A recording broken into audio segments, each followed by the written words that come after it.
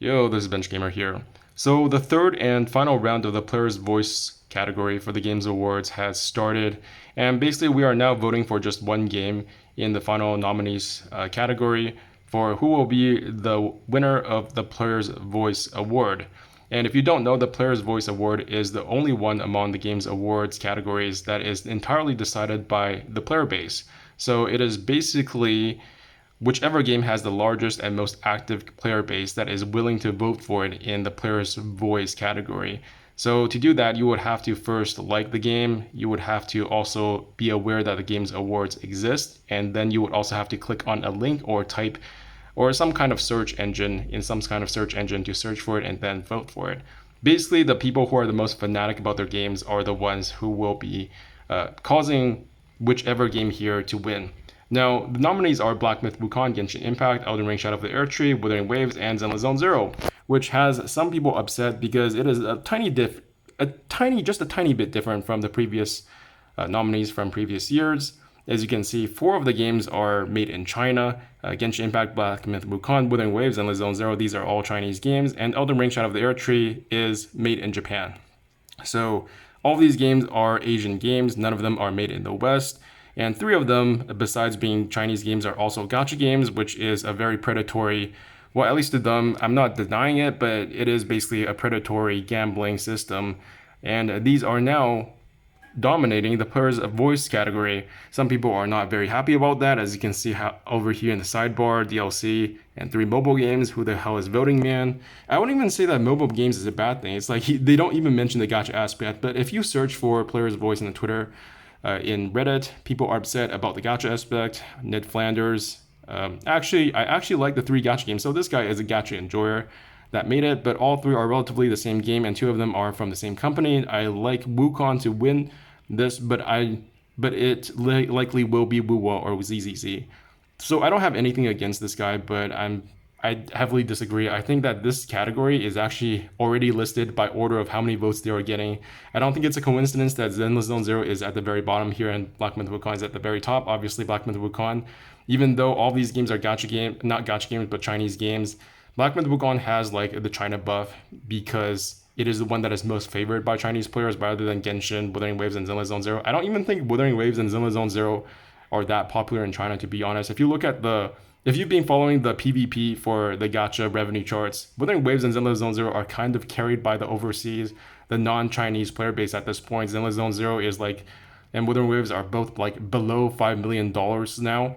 I think it's $5 million or at least $10 million for the Chinese market, which is insane because now the non-Chinese player base is actually making Hoyoverse more money than the Chinese audience. So I'm skeptical of the idea that these games are going to win solely because they are Chinese, because these other games are also Chinese. That's not exactly what this guy is saying, but I've heard the same thing being repeated, which is that the gacha games are being like supported over the other games, and I can see that, but intrinsically speaking, I think that free-to-play games are just going to be more popular because, like, as good as Metaphor ReFantazio is, as good as Final Fantasy VII Rebirth, these games are never going to like truly make it to the very top unless they become cultural phenomenons, the same way that Black Myth Wukong was, the same way that Baldur's Gate 3 was. Basically, the only way that traditional games are going to be able to win the Player's Voice Award is if they transcend their genre and become a cultural phenomenon. Otherwise, games like Genshin Impact will win, and such and such. Actually, even Genshin Impact I think Genshin Impact would qualify as a cultural phenomenon because at that point when Genshin Impact won, it was like a death match between Genshin Impact and Sonic the Hedgehog. So I think that would also qualify. So beyond all of that, beyond all of like the drama, beyond all of the people who are upset, who are indignant about the fact that there are gacha games here, I think there is also like this undertone that gacha games don't deserve to be here, which it fundamentally misunderstands players' voice. It's not like the game of the year. It's not the best game of all time. It's not even the most quality game. It's the game that has the biggest community, who are the most engaged. And I think it has to be acknowledged that gacha game communities, for a long time now, I've been like constantly hearing that gacha games are not real games, that they are bad games, that they are like gacha slop. But one thing that gacha games are very good at is keeping players engaged. I think this is the most I have ever been engaged for such a long time, ever. with a single game, that is Genshin Impact. And I have a hard time leaving gacha games. In fact, I have a hard time starting new gacha games as well, now that I'm covering 3 gacha games at the same time: Zenless, Genshin Impact, and Honkai Star Rail, or at least playing them. And the reason why is not because of money as much as you would like to believe it, because I don't actually spend the most money on gacha games. I have so much other games. I have like a PS5, I have a Nintendo Switch. I'm planning on getting a Steam Deck at some point in the next month or two. As soon as the OLED model is back in stock, I'll get that as well, so I can play Metaphor ReFantazio on it, because I don't want to play JRPGs on my fucking PC on a small ass screen. It sounds kind of weird, but I like playing on a smaller screen on my Steam Deck because I can, my eyes are closer to it. Okay, so I'm getting off track. Basically, what I'm saying is that I have a whole bunch of consoles, I have a whole bunch of games, but I don't feel as engaged in those like platforms as much anymore. I am basically just playing all gacha games as a daily pattern at this point. And a lot of that is because of the daily grind, because it requires me to log back in every single day so that I can do my daily, so I can get more currency, so I can get more characters, so I can progress in the game. But this isn't inherently bad in my opinion. I actually am against the idea that this is a bad thing entirely. I am feeling more engaged, but I am also feeling more incentivized to play the game. And because I am actually playing the game, I am also having fun with the game. That is not the same for everybody. But when I do play Zenless Zone Zero, when I do the exploration for Genshin Impact, when I was playing against the holograms for Wuthering Waves, I was having a lot of fun. And the fact that they are giving me motivation to play those different modes because I get some kind of currency for some kind of reward is not like a bad thing. It's the same thing that like live service games do with battle passes. For games like, I don't know, Overwatch, you get loot boxes. It's the same thing as the kind of progression you get when you play Marvel Rivals. Even though I have heard very good things about the progression in that game, at least when it comes to monetization, I believe there's like a lifetime battle pass you can buy for just $5. But the point is, being engaged in a game is not inherently a bad thing, even one that is being promoted by predatory practices. Let's face it, all of these practices are predatory. When you say that gacha practices are worse, are bad, or they are abhorrent, you're actually saying that they are worse than other predatory practices, not that other practices are not predatory. It's the same way that any live service game requires you to log back in, even in like MMOs. The entire idea of a battle pass is the same as a daily grind, because you're logging back in every single day so that you can fulfill your battle pass. It's literally the same thing. And I've always been kind of confused. I've made like an entire 50-minute video about this in the past, about how I didn't think Genshin Impact was actual gacha slap, and that it was actually one of the best live service games of all time. And I am still of the opinion that gacha games in general now, as much as I no longer believe that they are an actual category, but that as a monetization practice, they don't negate the fun that I'm having.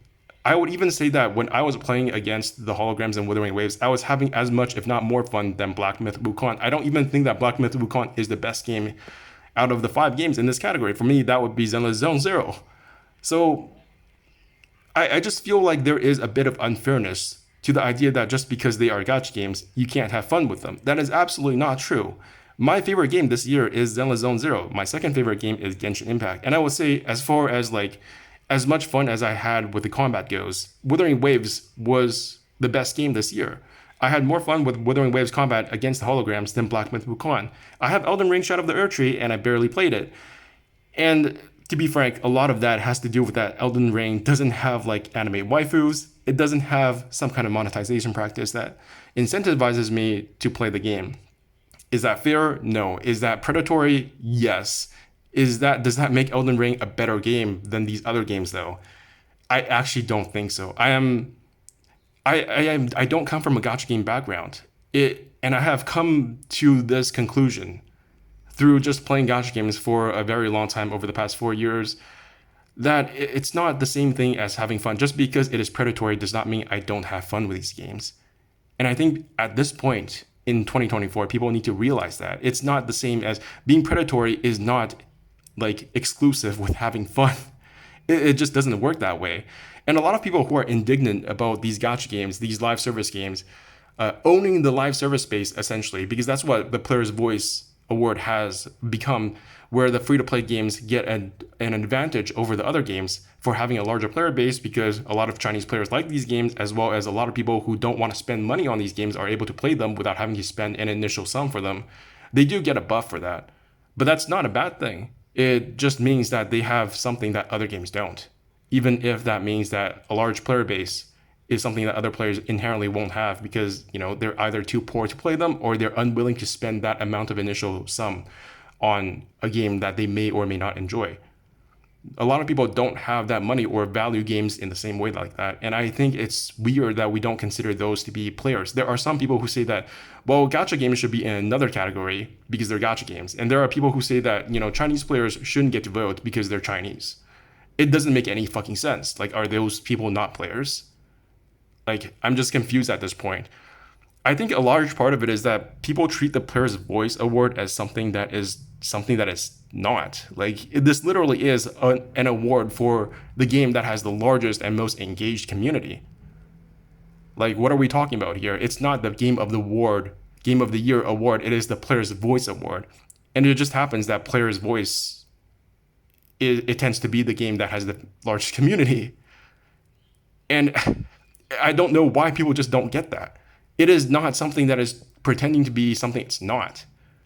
It's people, like, they are imposing their own expectations on an award that it was never made out to be.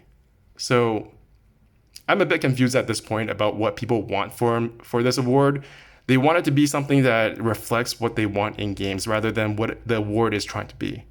So this is Benji Gamer signing out. I am voting for Zenless Zone Zero. In fact, I already have.